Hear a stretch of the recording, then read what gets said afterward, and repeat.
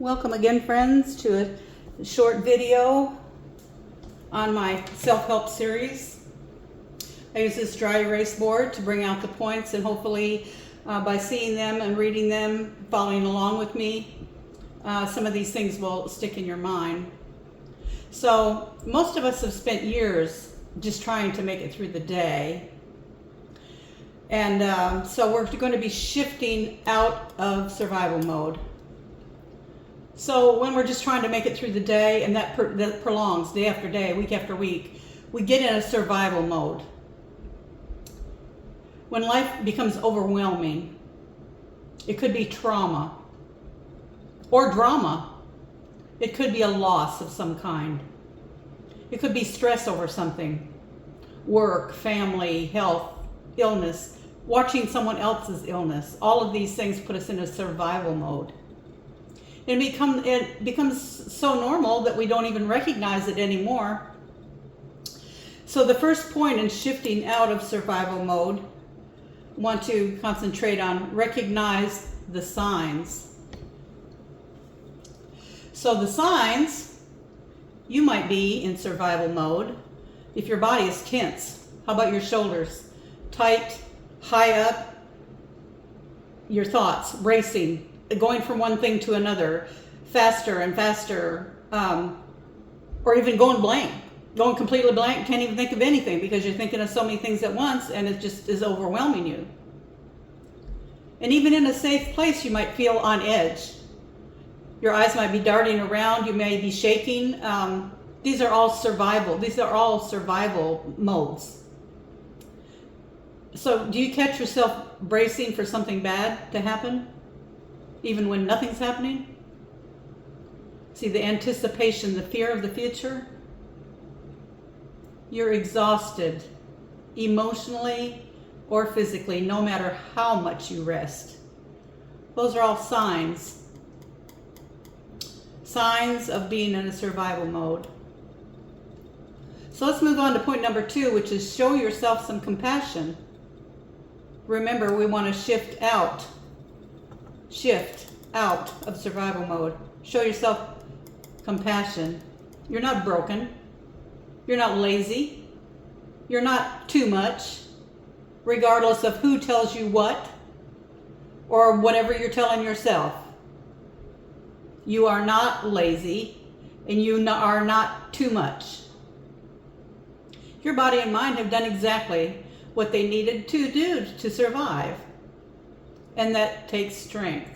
We just need to know how to shift out. So instead of forcing yourself to snap out of it, start with kindness.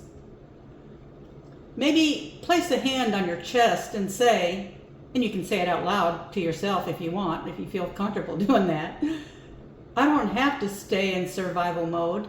I'm safe right now. Friends, even if you don't really believe it, try doing this anyway. We're going to move on to the third part of shifting out of survival mode by begin to reclaim peace. Healing starts with one gentle breath and then another. And then the next step. So maybe you can turn off one noise. Your atmosphere right now, or while you're in this survival state. What are the noises going on around you? There might be a considerable number of, or there may just be a few, and some we can't control. But we're trying to quiet ourselves. We're trying to shift. Maybe turn off the radio or the TV or go in the other room or put some earplugs in if you have to. Whatever you need to do to quiet your space. Maybe it's just the fan running and you don't really need the fan on right this very minute. So quieting your space down. Can you say no to one thing that drains you? Maybe you're overwhelmed. Maybe you worked all day, 8 hours, 10 hours, 12 hours, 16 hours, 18 hours. I used to work 18 hours a day. Way up even into my 60s, my late 60s. So can you say no to one thing that drains you? Like, can cleaning this certain space wait till later in the day? Maybe even tomorrow?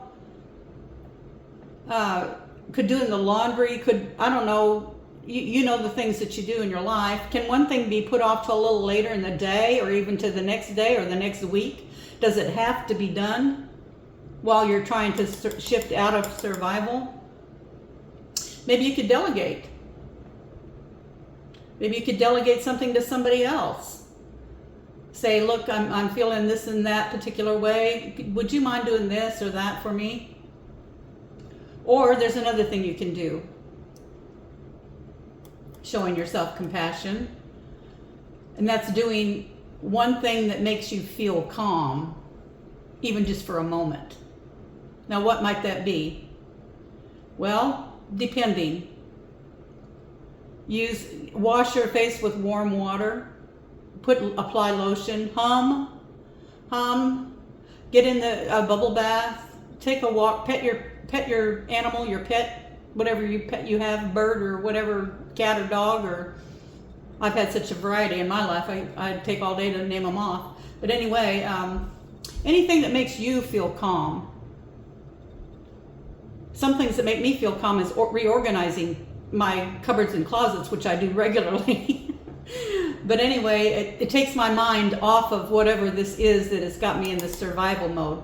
It makes me think about something else. Makes me consider something else. Calms me down. So peace doesn't always come in a big wave, loud wave. Sometimes it just whispers. But you begin to feel your nervous system calming down.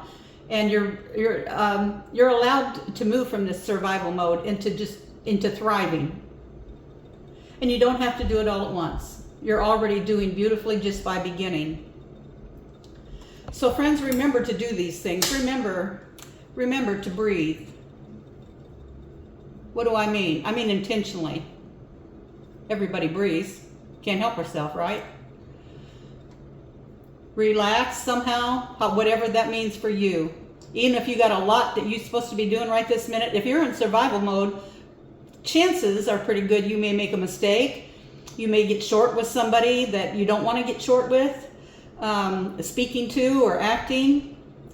Have this compassion. Have this compassion for yourself.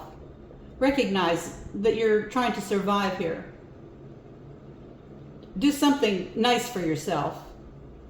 And that could be anything. Making a nice meal, a nice evening meal. Take a bubble bath, like I said. Take a walk. Go in nature. Go swimming. Go relax by the pool.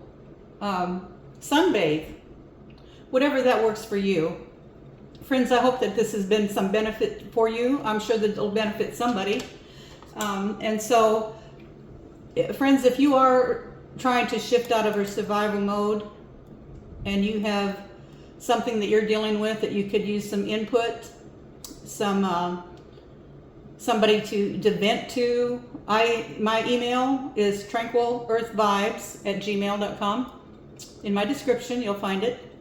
And I'll gladly, free of charge, correspond with you through email. And if I can't help, I'll try to find something or somebody who can help. I'm here for healing. And I have a lifetime of experience in healing myself. So I also have designed, to support myself doing this, I designed a 5-page self-help planner. Which it's beautiful. It's a PDF file. So once you purchase this in my Beacons account, you'll see that in my description. It's $5.99. But anyway, after you purchase it, you can download as many copies as you want. And it's beautifully laid out with different prompts, just kind of like you see here. But it might be goals. That could be goals for now or for the future. It could be goals for you or your family or whoever. It could be, and there's affirmations. You can write out some nice, pleasant things to say about yourself, reassure yourself. Friends, we'd rather somebody else say these nice things, do these nice things, and calm us down. But if we got nobody doing that for us, we can do it for ourselves. We can do it for ourselves. So all these things, it's ways to organize your life, reminders and things. And the last page is just a page for notes. It could be used as a daily journal, something like that. So take a look at it. And also, if you would like to support my channel, you can, I have a PayPal me link in my description as well. And I want to thank you again, friends, for coming by, sharing this time with me. Remember, once we heal ourselves, then we should be helping heal other people, however that might be. And this is my attempt. So if you appreciate the video, look at my channel and see all the playlists of all the different things that I'm dealing with like this on these short videos. And yeah, check out the playlists and see if there's something to help you or help someone that's suffering with some of these things. And again, I appreciate you, and I hope you have a wonderful day.